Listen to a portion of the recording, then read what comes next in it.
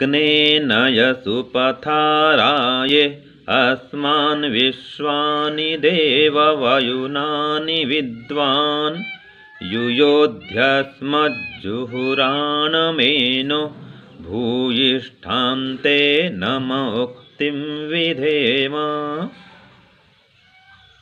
अब हम सत्यार्थ प्रकाश के 7वें समुल्लास में प्रार्थना विषय को आगे बढ़ाते हैं। इसके पहले हमने पढ़ा था सजनकालीन मंत्र के माध्यम से ईश्वर से प्रार्थना करना। अब उन मंत्रों के पश्चात अब ये मंत्र आया अग्नेनय सुपथा का, जो कि ईश्वर स्तुति प्रार्थना उपासना का 8वां मंत्र है। और ये मंत्र आता है ईशावास्य उपनिषद में भी, उसका ये अंतिम मंत्र है। तो दर्शन में भी आया, नहीं वेद में भी आया और आया उपनिषद में भी, और यहाँ पर भी आया। तो इसका अर्थ स्वामी दयानंद क्या लिखते हैं, हे सुख के दाता स्वप्रकाश स्वरूप सबको जानने हारे परमात्मन, आप हमको श्रेष्ठ मार्ग से संपूर्ण प्रज्ञानों को प्राप्त कराइए, और जो हम में कुटिल पाप आचरण रूप मार्ग है उससे पृथक कीजिए। इसलिए हम लोग नम्रतापूर्वक आपकी बहुत सी स्तुति करते हैं कि आप हमको पवित्र करें। तो ये स्वामी जी लिखते हैं। अब इसमें देखते हैं कि परमपिता परमात्मा कैसे हैं। कहा स्वप्रकाश स्वरूप है, अर्थात ज्ञान स्वरूप है। अग्नि परमात्मा, तो अग्नि परमात्मा अर्थात ज्ञान स्वरूप परमात्मा। ईश्वर में स्वप्रकाश है, अर्थात उनका अपना ज्ञान है। भौतिक प्रकाश नहीं होता ईश्वर में। अगर ईश्वर में भौतिक प्रकाश मानेंगे तो क्या आपत्ति होगी, कहीं अंधकार होगा ही नहीं, रात्रि होगी नहीं। क्यों? क्योंकि ईश्वर सर्वत्र व्यापक है। अब सर्वत्र ईश्वर व्याप्त हैं और उनमें भौतिक प्रकाश ऐसा हो, दिन के समान सूर्य समान प्रकाश हो, तो रात्रि कहाँ होगी, अंधकार कहाँ होगा, कहीं नहीं। इसलिए ईश्वर में भौतिक प्रकाश नहीं होता। तो ईश्वर स्वप्रकाश स्वरूप है, अर्थात अपने ही ज्ञान से ज्ञानवान रहते हैं, सर्वज्ञ रहते हैं, अनंत ज्ञानी रहते हैं। तो ईश्वर स्वप्रकाश स्वरूप है, माने ज्ञान स्वरूप है। उनको किसी और से ज्ञान लेने की आवश्यकता नहीं है। तो ऐसे परमात्मा को अग्नि परमात्मा कहते हैं। तो ऐसे अग्नि परमात्मा ने कहा, हे ईश्वर आप सुख के दाता हैं, ज्ञान से सुख मिलता है, ये धर्म है, ये न्याय है, ये नियम है। जहाँ जहाँ ज्ञान है वहाँ वहाँ सुख है, जहाँ जहाँ अज्ञान है वहाँ वहाँ दुख है। तो ईश्वर में ज्ञान है इसलिए वो सुख स्वरूप है। अज्ञान का नाम नहीं ईश्वर में, मिथ्या ज्ञान का लेस भी नहीं ईश्वर में, अंश भी नहीं मिथ्या ज्ञान का, इसलिए ईश्वर सुख के भंडार है। तो हे ईश्वर आप सबको जानने वाले हैं, सर्वज्ञ हैं, सर्वंतर्यामी हैं। तो हमको आपके ही श्रेष्ठ मार्ग में आगे ले चलिए, आध्यात्मिक मार्ग में, आपके वेद मार्ग में हमको आगे ले चलिए। तो वेद पथ में, योग पथ में, यज्ञ पथ में, धर्म पथ में, पुण्य पथ में, परोपकार के पथ में, श्रेय पथ में, उत्तरायण के पथ में, देवयान के पथ में, शुक्ल मार्ग वाले पथ में हमको ले चलिए। कृष्ण मार्ग में नहीं चलें, योग मार्ग में चलें, भोग मार्ग में नहीं चलें, श्रेय पथ पे चलें, प्रेय पथ में नहीं चलें। तो ये श्रेय पथ जो है वो सुख का आधार है। इसलिए है परमात्मा हमें श्रेय पथ पर ले चलिए, जिस पथ पर विद्वान ऋषि महर्षि आगे बढ़े हैं, जिस पथ पर भगवान राम भगवान कृष्ण चले हैं, हमको उस पथ पर ले चलिए और हमें उत्कृष्ट ज्ञान को प्रदान करिए। तो श्रेष्ठ पथ पर चलेंगे, श्रेष्ठ ज्ञान मिलेगा। विद्वानों संग करेंगे, उनसे ज्ञान मिलेगा। और हम में कुटिल पाप आचरण रूप जो मार्ग है उससे हमको पृथक करिए। तो यदा कदा हम पाप पथ में चल देते हैं। पाप क्या है? अपेयानम पेयम इति पापम। जो नहीं करना चाहिए वो करना पाप है। पाप का सिद्धार्थ है अपया नाम, जिसको नहीं पीना चाहिए, जिसका पान अर्थात सेवन नहीं करना चाहिए, वो पाप है। तो इस प्रकार से हमको पाप मार्ग से पृथक करिए और पुण्य के पथ में, धर्म के पथ में आगे बढ़ाइए। इसलिए हम लोग नम्रतापूर्वक आपकी बहुत सी स्तुति करते हैं। तो जो भी स्तुति की जाती है, स्तुति माने गुणगान करना, परमात्मा के गुणों का गान करना, ये उनकी स्तुति है। और वो होना चाहिए नम्रतापूर्वक, विनम्रतापूर्वक। अभिमान से, गुस्सा से, क्रोध से कोई स्तुति नहीं होती है। प्रेम पूर्वक, भक्ति भाव से स्तुति होती है, गुणगान होता है। भजन भी गाते हैं तो प्रेम से, ये स्तुति है। तो नम्रतापूर्वक हम ईश्वर की बार बार स्तुति करें तो क्या होगा, ईश्वर हमको पवित्र करेंगे। स्तुति करने से जो जो गुण परमात्मा में हैं वे गुण हमारे अंदर आते हैं। और परमात्मा में क्या है, पवित्रता है, न्याय है, प्रेम है, दया है, परोपकार है, आनंद है, अनंत ज्ञान है। तो हमारे अंदर भी ये सब गुण आएंगे जितना हम धारण कर पाएंगे। परमात्मा तो सब दे रखा है, लो लो लो, वो बांट ही रहा है। हम जितना धारण कर पाएंगे उतना हमारा हो जाएगा, लेकिन वो परमात्मा से मिलेगा। अपने पास तो कुछ है ही नहीं। जीवात्मा पास में आनंद नहीं है, परमात्मा से आनंद पाता है ये तो आनंदी बनता है। अथवा जो प्रकृति है उससे सुख लेता है तो सुख पाता है, लेकिन जो सुख प्रकृति का है वो तो नाशवान है, क्षणिक है, छूट जाता है। और जो परमात्मा का सुख है वो स्थायी है। इसलिए परमात्मा से सुख, शांति, आनंद को पाने के लिए उसकी स्तुति करें, भक्ति करें, ध्यान करें, भजन करें, उसका ही चिंतन मनन गुणगान करें। तब जा कर के हमें ईश्वर से ज्ञान मिलेगा और ईश्वर से आनंद मिलेगा। तब जाके हमारा जीवन श्रेष्ठ बनेगा, महान बनेगा, सुखमय बनेगा। ओम शांति ओम श्रम।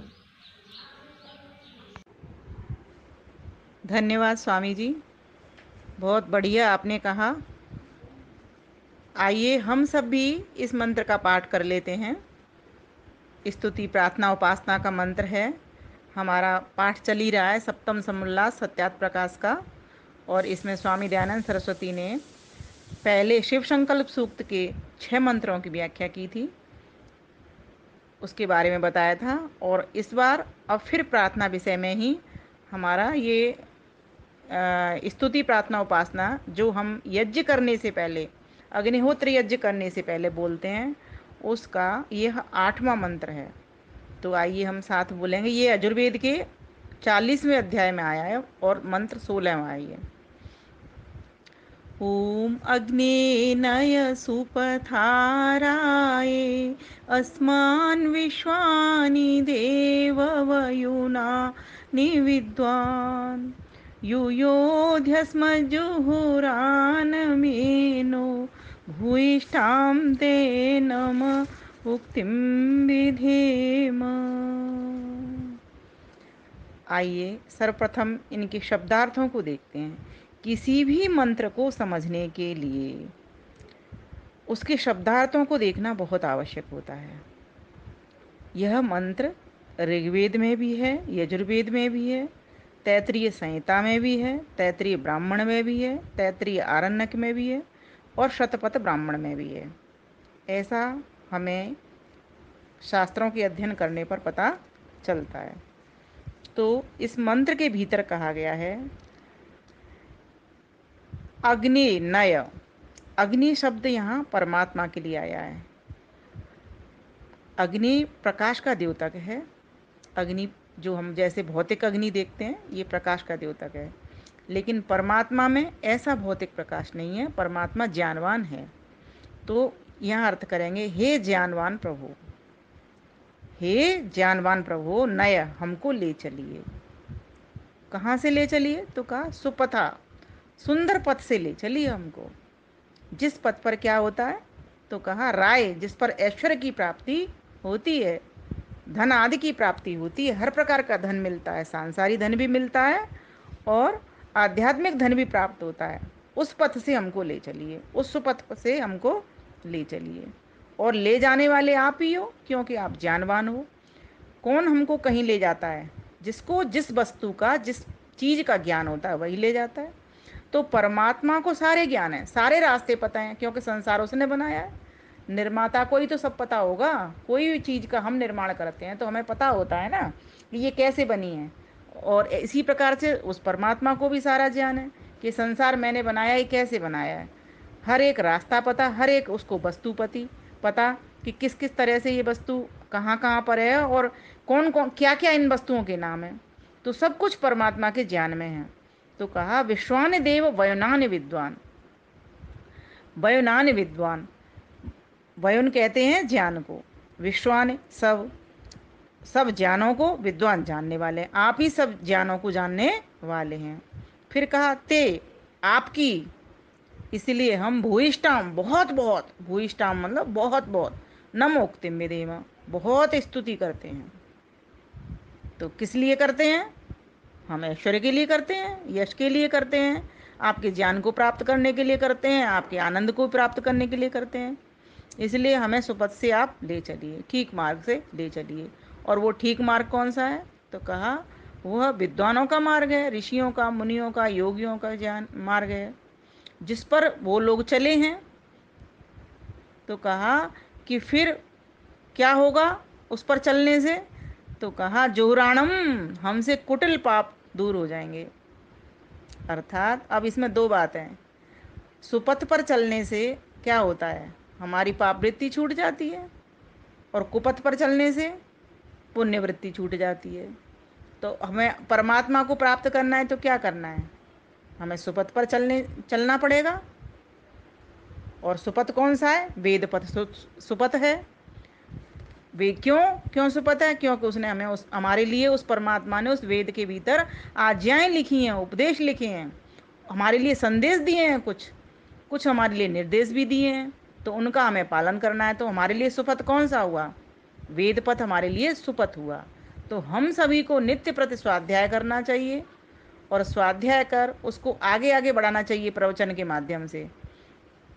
कई लोग ये कहते हैं कि अभी मैं तो पूरा हुआ नहीं, मैं दूसरों को प्रवचन कैसे दूं? ठीक बात है, लेकिन ऐसा नहीं है, कोई व्यक्ति पूर्ण तो होता नहीं है। धीरे धीरे करके वो अपना भी सुना, प्रवचन करके भी वो अपना भी सुधार करता जाता है, क्योंकि प्रवचन करते वक्त भी वो व्यक्ति सुनता होता है अपनी बात को।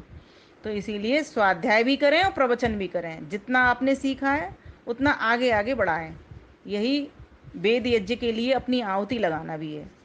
तो कहा उस पथ पर आदमी के सामने एक समस्या और आती है। वह किंग कर्तव्य विमूढ़ सा हो जाता है। वो सोचता है मैं किस पथ पर चलूं। एक तरफ उसको फूल दिखते हैं, एक तरफ उसको कांटे दिखाई देते हैं। कोई भी व्यक्ति क्यों जाना चाहेगा कांटे वाले रास्ते पर? वह सोचता है कि मैं फूल वाले रास्ते पर ही चल पड़ूं। ठीक है, एक तरफ प्रिय पथ है, एक तरफ श्रेय पथ है। तो कोई व्यक्ति श्रेय पथ पर क्यों जाना चाहे? वो सोच लेता है कि प्रिय पथ से चलता हूँ, ये शॉर्टकट है मेरा, क्योंकि श्रेय पथ में पहुंचने में टाइम लगता है। इसी प्रकार से उसके सामने दो दो मार्ग हैं, तो वो सोचता है मैं जाऊं तो जाऊं कैसे। लेकिन अगर किसी को अपना पथ प्रदर्शक मिल जाता है तो फिर उसका कल्याण हो जाता है, फिर वो उसके सहारे से चल पड़ता है। अभी हम यहाँ सभी संसार में आए हैं, सभी हम अंधे व्यक्ति हैं, और हमको चाहिए पथ प्रदर्शक। तो हमारे लिए जैसे किसी बाजार से सामान लाते हैं, उसके सामने एक पुस्तिका आती है नथी हुई कि इस सामान के प्रयोग से पहले इस पुस्तिका को पढ़ो। उसी प्रकार से परमात्मा ने हमको एक पथ प्रदर्शिका दे दी है। उसका नाम क्या है? वेद। वेद चार होते हैं, सभी को पता है, ऋग्वेद, यजुर्वेद, सामवेद और अथर्ववेद। और तीनों चारों वेदों के भीतर त्रयी विद्या है, ज्ञान, कर्म और उपासना। शुद्ध ज्ञान, शुद्ध कर्म और शुद्ध उपासना को धारण करना ही समझो आप श्रेय पथ पर चलने वाले हो। ठीक है, तो उस अगर पथ प्रदर्शक का के जो नियम हैं, निर्देश हैं, उनका अगर आप पालन करोगे तो समझो आप श्रेय पथ पर चल रहे हो। अगर उन नियमों का पालन नहीं करोगे तो समझो आप प्रेय पथ पर चल रहे हो। आप धक्के खाओगे इस जीवन में बार बार, और बार बार इस जन्म मरण के चक्कर में पड़े रहोगे। वेद ने हमें इस संसार से निकलने का मार्ग भी सुझाया हुआ है। वेदाहमेतं पुरुषं महान्तम् आदित्यवर्णं तमसः परस्तात् तमेव विदित्वा मृत्युमेति नान्यः पन्था विद्यते अनाय। वेद ने ऐसे मंत्र आते हैं, स्तुता मया वरदा वेद माता प्रचोदयन्तां पावमानी द्विजानाम् आयुः प्राणं प्रजां पशुं कीर्तिं द्रविणं ब्रह्मवर्चसं मह्यं दत्त्वा व्रजत ब्रह्मलोकम्। वेद भगवान हमको सब कुछ देते हैं और अपना आनंद भी अंत में प्रदान कर देते हैं। इसीलिए हमारे लिए सच्चा पथ प्रदर्शक कौन हुआ? वेद। और वेद किसकी वाणी है? ईश्वर की। तो ईश्वर का ज्ञान हमारा पथ प्रदर्शक हुआ। तो जब यह मिलेगा कैसे?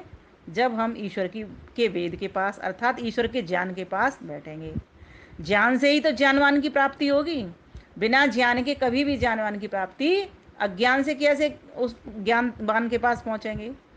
किसी भी वस्तु से मिलन के लिए उसके जैसा तो होना पड़ेगा ना, उसके समान गुण तो धारण करना पड़ेगा। तो परमात्मा जैसा है उसको अगर वर्णन करना चाहते हैं तो उसकी वेदवाणी के पास बैठना पड़ेगा, तभी जाकर के हम कुटिल पापों से छूट सकते हैं।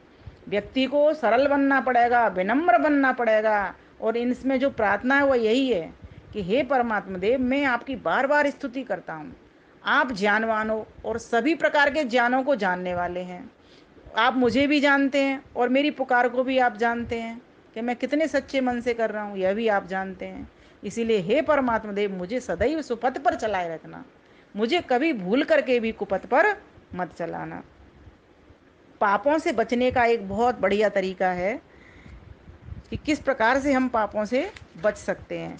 तो एक सूत्र आता है योग दर्शन के भीतर, वितर्क वादने प्रतिपक्ष भावनम।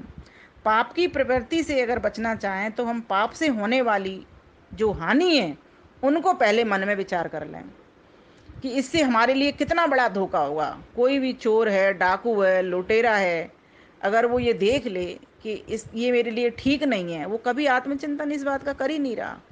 उसकी इंद्रियां इतनी अभ्यासी हो गई हैं चोरी करने की और डाका डालने की कि वो इनसे छूटता ही नहीं। कई लोग झूठ पर झूठ, झूठ पर झूठ, एक झूठ को छुपाने के लिए 100 झूठ बोलते चले जाते हैं। और अगर एक बार ही कोई डांटेगा, डांट लेगा, सच बोल दें तो क्या बुराई है उसमें, लेकिन नहीं बोलते। तो बहुत ही गलत ये पाप वृत्तियां हैं, इनकी इनकी ओर आदमी पर पड़ता चला जाता है। जितने भी दुर्व्यसन हैं उनकी अगर हानियां चित्रित कर ले वो दिमाग में कि ये जुआ खेलना है, शराब पीना है, मांस खाना, ये हमारे लिए ठीक नहीं है, ये हानिकर है, तो अगर वो पहले से ही ये रोक लगा दे, इन चीज़ों को जान करके, इनकी हानियों को देख ले, तो आगे होने वाले पापों से बच सकता है। तो परमात्मा से इसमें यही प्रार्थना की है, हे परमात्मा देव, मुझसे मेरी पाप वृत्तियों को, इस कुटिल मार्ग को दूर करा दो। और जो सरल मार्ग है, सीधा मार्ग है, आपने देखा होगा जब हम मैथ पढ़ते थे रेखा गणित में, तो दो बिंदु मिलाते थे आपस में, एक बिंदु से एक सीधी लाइन खींचे दूसरे बिंदु तक, उसको क्या कहते थे? सरल रेखा, है ना। और एक टेढ़ी मेढ़ी ऐसे टेढ़ी मेढ़ी कर देते थे, वो कहते थे ना ये तिर्यक रेखा, तिर्यक रेखा। तो परमात्मा से हम प्रार्थना करते हैं, हे परमात्मा देव, हमें उस सरल रेखा पर से चला लीजिए, अर्थात हमें इतना सरल बना दिए, इतना विनम्र बना दीजिए कि हे परमात्मा देव, मैं आपके पास पहुंच सकूं। एक चीज़ है, आपने देखा होगा, जितना अधिक इंसान को ज्ञान होता चलता है उतना वो अहंकारी भी होता चलता है। लेकिन जैसे ही अहंकार आता है उसकी मैं उसको मारना शुरू कर देती है। रावण का भी अंत इसी तरह से हुआ था। ये हम सबके लिए एक उदाहरण बन गया है। ज्ञान तो हम करें उस परमात्मा के पास बैठ करके, लेकिन विनम्रता बहुत जरूरी है। इसीलिए इसमें प्रार्थना क्या की गई है कि हे परमात्मा देव, हमें सरल मार्ग से ले चलिए। ठीक बात है कि वेद तो का ज्ञान तो हम लें, लेकिन वेद का ज्ञान लेकर के हम विनम्र बन जाएं। कहीं ऐसा ना हो रावण की तरह अहंकारी हो जाएं, हम हिरण्यकश्यप की तरह स्वयं को भगवान समझ बैठें, कहीं हमारे साथ ऐसा ना हो जाए। तो कहा, बहुत ही सुंदर इसका भजन भी है और काव्य भी है। पहले भजन सुना देती हूँ, फिर काव्य बताऊंगी आपको। जीवन के अंतिम क्षण तक हे नाथ सुपथ पर मुझे चलाना, कभी भूल कर चलूं कुपथ पर, खींच मुझे तुम पीछे लाना, जीवन के अंतिम क्षण तक है नाथ सुपथ पर मुझे चलाना। नश्वर धन वैभव के लिए है, कभी कुपथ पर भटक न जाऊं। व्यक्ति इस पेट की खातिर क्या करता है, कुपथ पर भी चलना शुरू कर देता है। इसलिए कह रहे हैं पहले से ये बोध कर लिया है, ये जो धन है संसार का ये नश्वर है। नश्वर धन वैभव के लिए कभी कुपथ पर भटक न जाऊं। धन वैभव पाऊं तो भगवन सदा सुपथ पर चल कर पाऊं। सुपथ पर अगर कोई व्यक्ति चल कर के और धन कमा रहा है तो वह परोपकार के कार्यों में अपने धन को लगाता है। धन वैभव पाऊं तो भगवन सदा सुपथ पर चल कर पाऊं। जन धन वैभव साथ न आया, साथ न यह मेरे जाएगा। चलना पड़े यहाँ से जिस दिन, काम न कुछ मेरे आएगा। क्यों फिर मैं विदेह सब हेतु चलूं कुपथ पर पाप कमाऊं। अग्नि नय सुपथाराए माँ, क्यों न निरंतर यह पद गाऊं। क्यों न निरंतर यह पद गाऊं। तो इस वेद मंत्र में ठीक मार्ग की मांग की गई है। ईश्वर ही हमारा सच्चा पथ प्रदर्शक है। पथ प्रदर्शन उसी का ही हो सकता है, उसी के वेद ज्ञान का ही हो सकता है जो वास्तव में पथिक हो। जो पथिक ही नहीं उसके लिए पथ प्रदर्शक व्यक्ति और पथ प्रदर्शन करने वाले चित्र या पुस्तिकाएं व्यर्थ हैं। और वेद घर में अलमारी में सजे रखे रहते हैं, ताला बंद है, सब व्यर्थ है। तो इसके लिए क्या करना पड़ेगा, हमें पथिक बनना पड़ेगा ना, उस पथ पर चलने का। यदि हम कहीं किसी दूसरे देश में जाना ही नहीं चाहते है ना, और उसका टाइम टेबल भी हम उसको रेल का भी नहीं जानते, ठीक है, तो क्या करते हैं, ऐसी जगह पे हम पहुंच ही नहीं सकते। इस प्रकार से वैदिक प्रार्थनाएं धर्म यात्रा के यात्री के लिए हैं। जो उस मार्ग पर चलना ही नहीं चाहता, उसका अनुगामी नहीं, उसके लिए तो प्रार्थनाएं बेकार हैं। मार्ग की खोज वही करता है जिसे मार्ग पर चलना है। हर मंदिर में देखते हैं हम प्रार्थनाएं हुआ करती हैं। बड़े बड़े कवि अपने मनोहर काव्य रच करके प्रार्थना करने वालों के हाथ में दे देते हैं, पढ़ो इनको। लोग गाते भी देखे होंगे आपने, श्रद्धा से खूब गाते हैं, प्रार्थनाएं पढ़ते हैं। लेकिन उनमें से कोई हजारों में से एक व्यक्ति ही धर्म के मार्ग पर चलने वाला होता है, बाकी नहीं। तो परमात्मा ऐसे प्रार्थना करने वाले प्रार्थियों को ही अच्छे मार्ग पर ले जाना चाहते हैं कि हे मेरे प्यारे बच्चों, आओ मत भटको। सिर्फ प्रार्थना से मैं तुम्हें नहीं मिलूंगा, तुम्हें इस प्रार्थना को अपने जीवन में भी उतारना पड़ेगा। सन्मार्ग पर चलने की इच्छा हो, सन्मार्ग खोजने की इच्छा हो, और वह इच्छा खूब तीव्र हो, उत्कट और अमिट हो, तभी उस अग्निदेव का पथ प्रदर्शन हम सभी कर सकते हैं। तो आइए अब इसका काव्य कर लेते हैं। स्वप्रकाश जानी सुखदाता, श्रेष्ठ मार्ग हमको दिखलाओ। आप्त जनों की संगत से प्रभु, सुख समृद्धि खूब बढ़ाओ। आप्त जनों की संगति से प्रभु, सुख संपत्ति खूब बढ़ाओ। कुटिल पाप से दूर रहे हम, दो उत्तम प्रज्ञा का दान। वंदन पूजन अर्चन द्वारा, रीझो हे मेरे भगवान।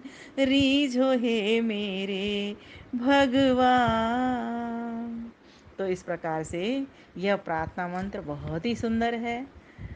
एक प्रेरणा मिलती है, एक संदेश मिलता है कि हमको किस पथ पर चलना चाहिए और किस पथ को छोड़ना चाहिए। तो विश्वानि देव जो मंत्र था, वहाँ से स्वामी दयानंद सरस्वती प्रार्थना को उठाते हैं जब हम दैनिक यज्ञ करते हैं उसमें, और अंत कहाँ करते हैं, अग्नि नये सुक्ताराय पर। और दोनों का मुझे लगता है मिलता जुलता भाव है। वहाँ भी यही कहा गया है, हे परमात्मा देव, मेरी अविद्या को, दुखों को, कष्टों को, दुर्गुणों को, दुर्व्यसनों को सबको हटा दीजिए, और क्या भर दीजिए, सद्गुण सद्विद्या भर दीजिए, सदाचरण भर दीजिए, सच्चरित्रता ईमानदारी लाइए, सत्यता भरवा दीजिए। ये प्रार्थना की जाती है। मुझे परेसुट परासुभ, मुझे दूर कर दीजिए कुटिल मार्ग से, बुरे कामों से, बुराइयों से मुझे दूर हटा दो, मुझे अच्छाइयों की ओर ले चलो। अब इस मंत्र में भी यही कही गई है कि मुझे सुपथ पर ले चलो। कुछ अंतर नहीं है, कुटिल मार्ग से हटा करके मुझे सरल मार्ग पर ले चलो।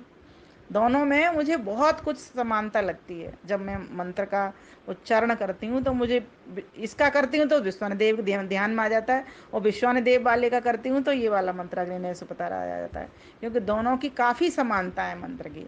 तो बस मेन ये सामान्य व्यक्ति के लिए, हम जैसे लोगों को समझने के लिए यही है कि हम सरल पथ का वर्ण करें और श्रेय पथ, दो चीज़ें हैं इसमें।